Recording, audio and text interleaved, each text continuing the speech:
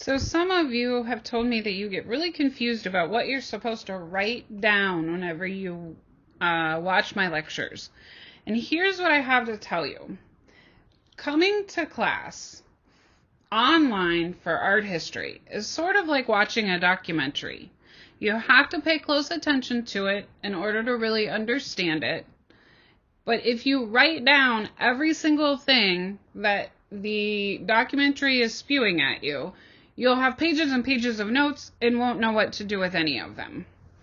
So the point of giving you lots of factual information about the historical time period that a work of art goes into is that if you don't understand the historical context, you're not going to be able to really understand the impact of the painting.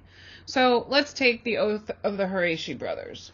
If you didn't know anything about the French Revolution, you didn't know anything about the divine right to rule, you wouldn't understand why the oath of the Harashi brothers is such a significant painting. So you have to kind of know that information in order to understand it. But you don't have to know the information fact for fact. So I'm never going to ask you exactly what date David was prosecuted for treason and almost lost his head. Or what date was Marat killed. None of those things are things that I'm going to ask you. I tell them to you so that you understand the overall big picture, but think of it as you're watching the History Channel. The point is to get an overall background understanding of the era that surrounds the artwork. But what you really want to understand is why the artwork is important and what qualifies the artwork to be in the neoclassical style all to begin with. So I'm using the example of the Oath of the Harashi brothers so that you understand what I'm talking about in terms of the contextual information. But you can apply that to every single work of art we discuss. Every artwork that we discuss has some sort of historical background, some sort of contextual information that makes it important. Now, how do you know what's really, really important when I'm giving you all this factual information? And what I would tell you is, if it's a definition and I have written it as a vocabulary word and posted it on a slide, you'll want to write it down. If it is a main point concept where I'm telling you this part's really important, that's something you want to write down.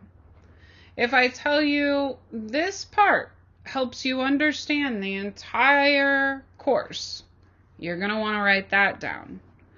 But don't feel like you have to write down every single fact that I give you. In addition, as a professor and as someone who is a historian, remember that I have so much knowledge that I want to tell you. I have even more knowledge than what I've given you right now. So because of that, sometimes if it's something I'm really, really knowledgeable about, I might tell you a little bit more because I really enjoy giving you the information. It's why I teach.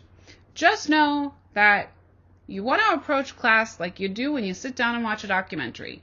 Every single little fact isn't as important to write down as it is to get an overall picture of the time period.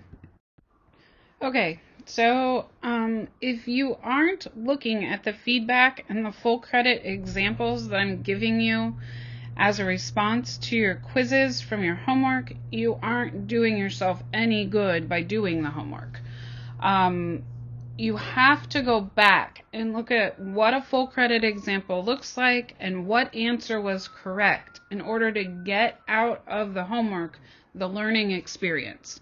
It's that learning experience that helps you understand the material so that when you take the test, you completely get what the point of the lectures was. So I wanted to talk to you a minute about homework versus the exams. Homework questions are questions that are created to help further your Exams have two sections, a multiple choice section and then an essay section. The multiple choice section has 30 questions and they're worth 2 points each. And you get 60 minutes to take the exam. You only get one chance. And the questions are created to test your retention of the subject matter. So those overall concepts and points that you learned in the lecture are questions that, or are information that you'll be tested on.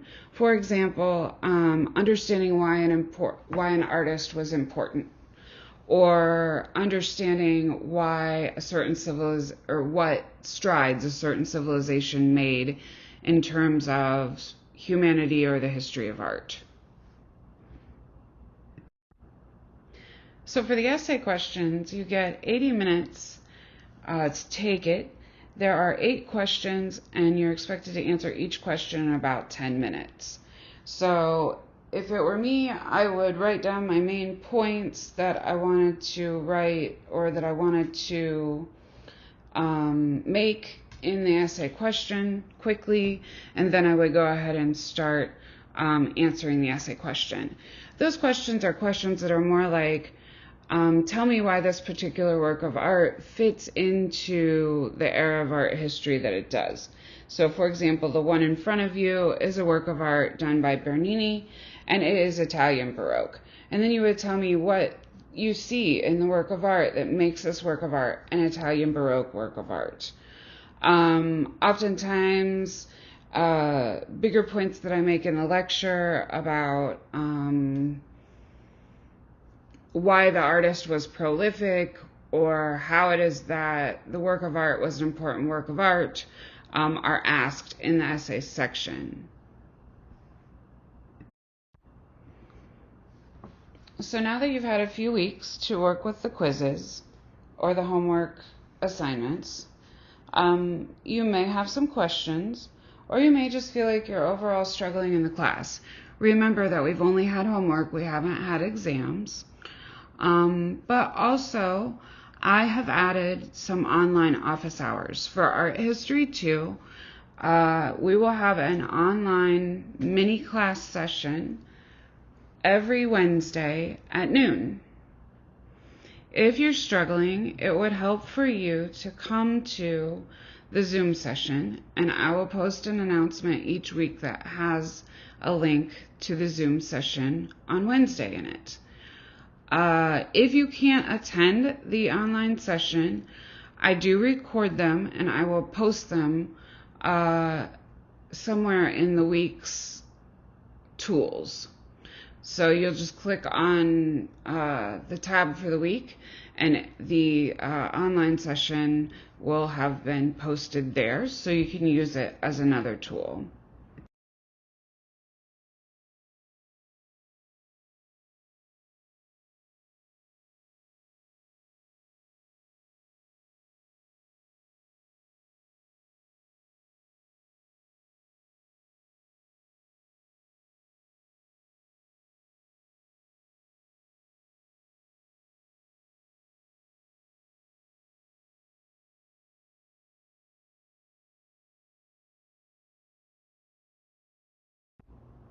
So in week 5, I'll be having a special session for test review.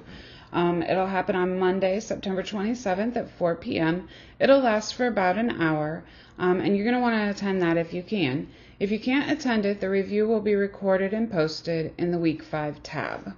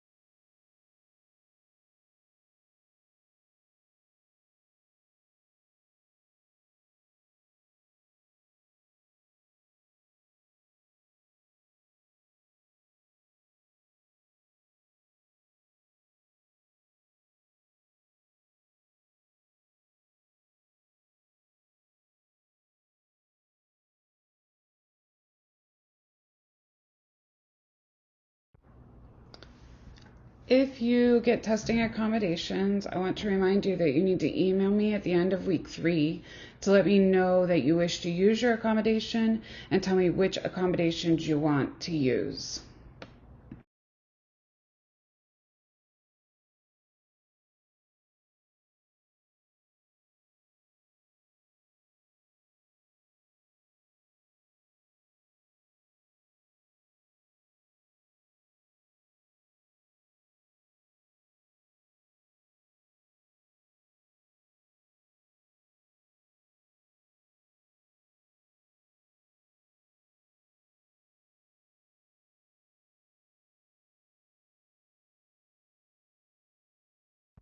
So one last thing, I don't want you sitting at home splitting hairs over